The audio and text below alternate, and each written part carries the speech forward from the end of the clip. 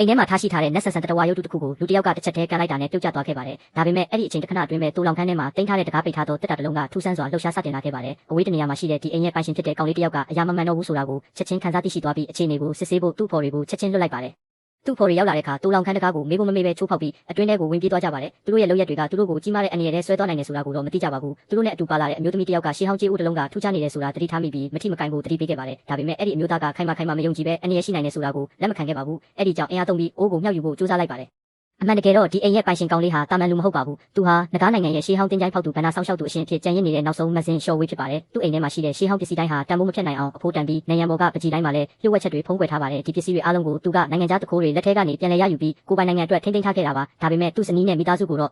သူဟာတာမန်ရှေးဟောင်းပစ္စည်းအယောင်းဝယ်လုပ်တဲ့လူတစ်ယောက်ပဲလို့ယုံကြည်အောင်လျှို့ဝှက်ထားခဲ့ပါတယ်။ဒီနေ့မှာတော့သူ့ကိုမသိအောင်သူ့ဇနီးနဲ့မိခင်တော်ကရှေးဟောင်းပစ္စည်းစစ်တဲ့ TV အစီအစဉ်တစ်ခုကိုတွားခဲ့ကြပါတယ်။ကောင်လေးကအလွန်အရေးကြီးတဲ့ပစ္စည်းမျိုးတေချာစောင့်ရှောက်ထားပါလို့ပေးထားတဲ့အရာတစ်ခုကိုသူတို့ယူသွားခဲ့ပါတယ်။အစီအစဉ်ပေါ်ကကျွမ်းကျင်သူတစ်ယောက်စစ်ဆေးတဲ့အခါလူတွေကကြောက်တုံးတုံးပဲမဟုတ်လားလို့ရင်မောခဲ့ကြပါတယ်။ဒါပေမဲ့နီးနီးကပ်ကပ်စစ်ဆေးကြည့်လိုက်တဲ့အခါမင်းရစာတစ်စိတ်တစ်ခုဖြစ်နိုင်တယ်ဆိုတာကိုတွေ့ရှိလာကြပါတယ်။